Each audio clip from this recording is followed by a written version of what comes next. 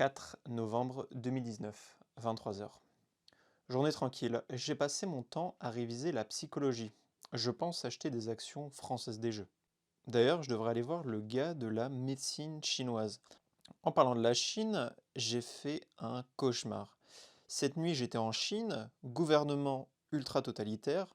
Je m'enfuis un moment, puis je vois des nouilles géantes qui faisaient environ 70 cm à 1 mètre de haut, qui bloquent le passage vers un restaurant. Elles bougeaient, c'était dégueulasse, comme des vers. Là, je me sens bien. Demain, je vais encore me bouger pour me soigner, devenir plus intelligent et riche, que du bonheur. 2 jours plus tard, j'ai rien fait de la journée, j'ai regardé Breaking Bad. Je me sens un peu comme une merde. J'ai relu ce carnet en revenant de voyage il y a quelques temps et je me suis rendu compte que mes problèmes de procrastination ne dataient pas d'hier. Donc juste pour vous prévenir, cette vidéo n'aura pas de montage. Je vais alterner entre des vidéos sérieuses sur les archétypes de personnalité où vraiment tout est bien monté, tout est clean, et des vidéos un peu plus à l'arrache, histoire de ne pas sortir une vidéo tous les mois. Aujourd'hui, on va parler de la procrastination. J'ai ce problème de procrastination depuis longtemps, comme vous pouvez le voir. Et si vous regardez cette vidéo, vous l'avez sans doute aussi. Et je vais faire une petite série de vidéos où je vais essayer de lutter contre cette procrastination à l'aide de livres. Donc le but de cette vidéo aujourd'hui, ça va être de vous énoncer les livres que je vais lire pour lutter contre ce phénomène de procrastination latente que j'ai au moins depuis 2019, si ce n'est plus longtemps. J'ai un carnet de moi qui fait du journaling de 2018, donc on va le lire, 24 avril 2018. Aujourd'hui, j'ai fait de mon mieux pour respecter les accords Toltec, de ne pas faire de suppositions. C'était agréable, je me sentais vivant et plein d'énergie. Demain, je veux recommencer. Cela m'a permis de me focus. Ok, pas de problème de procrastination sur l'année 2018. Apparemment, ça date de 2019, quand j'ai sérieusement essayé d'implémenter des choses dans ma vie. Néanmoins, pour vous prouver que j'ai un problème de procrastination comme vous, contre lequel j'essaye de lutter, j'ai trouvé l'épreuve de cette malédiction. Regardez. Hop. Ceci, alors je vais essayer de cacher les branding et tout, on s'en fiche. Ceci est de la spiruline, qui n'a jamais été ouverte. Récoltée en avril 2017, à consommer de préférence avant avril 2019. Cette chose n'a malheureusement jamais été ouverte. Ok, donc passons aux choses sérieuses. Comment je vais essayer de lutter contre ce problème de procrastination? Comme sans doute certaines personnes le savent, j'ai différentes personnes que je coach sur les archétypes de personnalité. J'ai 8 coachés actuellement. Et je ne serai pas vraiment un bon coach si moi-même je ne me livrais pas à des petites expériences.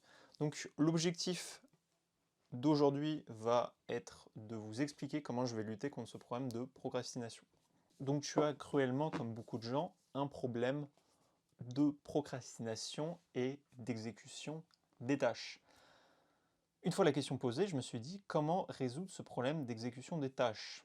Et est-ce que ce problème n'était pas une compétence en soi à acquérir? J'ai acquis la compétence de parler, de la vente, de manager des équipes de vente, d'apprendre les archétypes de personnalité.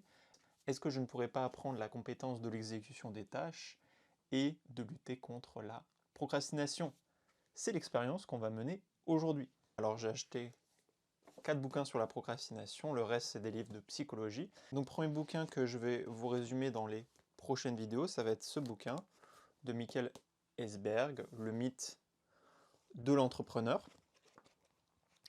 C'est un bouquin que j'ai acheté pour la simple et bonne raison qu'il a été recommandé par un gars qui s'appelle Ali Abdaal et qu'il en parle très souvent. C'est un mec qui a la plus grosse chaîne YouTube aux États-Unis sur la productivité que je regarde souvent depuis ça quelques mois. Et j'ai commencé ce bouquin et la lecture de ce livre a été vraiment frappante par la capacité de l'auteur à se plonger dans la peau d'un entrepreneur ou d'une personne qui a envie de faire de l'entrepreneuriat. Donc je vous ferai un résumé de ce livre une fois qu'il sera terminé. Ensuite, on a quoi?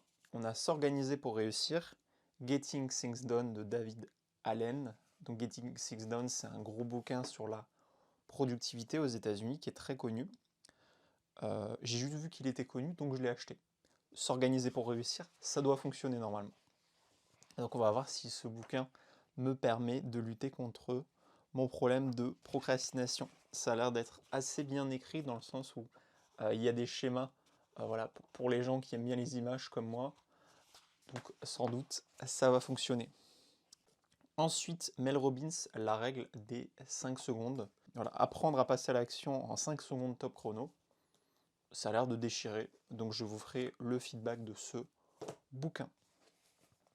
Donc ça, c'est les 3 bouquins de productivité que j'ai achetés. Il y en a un autre qui s'appelle The 12 Weeks Years, donc l'année de 12 semaines en anglais, que j'ai sur Audible, que je suis en train d'écouter.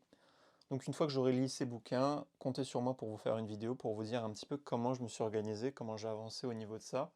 Et si j'avance, si j'arrive à être productif tous les jours, sans avoir des journées, comme vous pouvez le voir, il y a de ça des années, et encore maintenant, où des fois je fais rien, c'est-à-dire qu'il y a des journées où je suis productif, il y a des journées où je fais rien du tout, je veux sortir de ce problème. Ensuite, on a 2 bouquins, donc on a L'ego et l'ennemi de Ryan Holiday. Donc c'est un bouquin qui a un nom extrêmement stylé, donc j'avais envie de le lire. Et ça fait longtemps que j'ai envie de lire ce bouquin, parce que ça parle de l'ego et c'est un sujet que j'ai jamais traité. Alors quand il parle de l'ego, il parle de vraiment de... Il parle pas de l'ego en termes de fonction cognitive, hein, comme on en parle souvent. Non, ça parle du moi, de la conscience, de ce que je considère comme le moi. Ça parle pas des fonctions cognitives que je vous parle à chaque fois, TI, SE, toutes ces choses-là. Et honnêtement, j'ai commencé à le lire un petit peu ce matin et hier avant de me coucher, et ça a l'air d'être vraiment un banger ce bouquin. Donc je vous en ferai part parce que j'ai l'impression qu'il est très bien destiné par rapport à la situation dans laquelle je suis. Et je pense qu'une partie du manque de productivité de certaines personnes, également de moi, vient de l'ego que vous avez, d'un ego surdimensionné. Ensuite, la psychologie de l'argent, pareil, c'est un bouquin que j'ai envie de lire depuis longtemps. Je ne manquerai pas de vous faire un résumé sur ce livre, parce que c'est recommandé par beaucoup de personnes, ce bouquin, depuis des années, et j'avais vraiment envie de le lire, et je ne l'ai jamais lu. Donc, psychologie de l'argent. Et ensuite, on a quoi? Oh là là, je parle de bouquins, ça fait très longtemps que je n'avais pas parlé de bouquins sur la chaîne. Carl Gustav Jung, Aion, qui a été recommandé par Romain de la chaîne Thaumaturgie, qui est un ami et qui travaille aussi avec différents patients sur de la guérison émotionnelle. Donc il m'a recommandé le bouquin d'Aion, il m'a dit ça va être la révolution quand tu vas le lire dans ta tête. Honnêtement, je pense que la vidéo qui va résumer ce bouquin va vous faire plaisir, c'est-à-dire que 99% d'entre vous qui regardez cette vidéo à l'heure actuelle ne lirez jamais ce bouquin, tout simplement parce que dès que vous ouvrez une page, vous tombez sur des trucs comme ça. Notre draconite possède donc aussi des vertus magiques extraordinaires, qui la rendent proprement aux ligatures naphrodites, c'est-à-dire au charme. Le charme signifie une contrainte qui s'impose à la conscience et à la volonté consciente de la victime. Je suis noire mais je suis belle. En alchimie, c'est-à-dire dans les noces chimiques, l'épouse royale est la concubine du roi des morts. Le noir, oula, c'est un peu raciste comme passage, on va pas lire ce passage. Les contenus qui peuvent être intégrés à la conscience s'ils sont retirés de la projection, c'est dans cette... Donc concrètement, ce livre a l'air d'être une vraie galère à lire. Romain m'a prévenu, je ne manquerai pas de vous faire un feedback sur ce livre. Et enfin, je ne l'ai jamais lu encore, je vous en ai parlé dans ma vidéo sur les preuves qu'il existe 16 archétypes de personnalité, type psychologique, le bouquin fondateur de Carl Jung sur la psychologie analytique jungienne. J'ai commencé à le lire, honnêtement ça a l'air un peu chiant, donc je ne manquerai pas de vous faire un feedback et de vous faire une petite vidéo courte de 9-10 minutes pour vous expliquer les concepts clés de ce bouquin quand je l'aurai lu. parce que c'est là où sont les fondements des archétypes de personnalité que je pratique aujourd'hui. Je n'ai jamais lu ce bouquin parce que je considérais, en fait, qu'est-ce qui fait que j'avais jamais lu Carl Jung? Je n'avais jamais lu Carl Jung parce que je considérais que Carl Jung était dépassé et qu'il valait mieux lire ses successeurs, John Bowlby, Linda Barents, les filles qui ont fait le MBTI. Et là, je me suis dit, ok, autant retourner aux bases, parce que j'ai une petite discussion avec un des coachés sur les archétypes. Et je me suis dit, on va retourner aux bases, on va vraiment voir ce que disait Carl Jung dans ses écrits. Et ça risque d'être très intéressant. Donc voilà pour tous les bouquins, je vais me faire un plaisir de les lire et de vous faire une vidéo dans 1, 2, 3 semaines pour vous dire où est-ce que j'en suis avec mon problème de procrastination et de productivité. Ciao!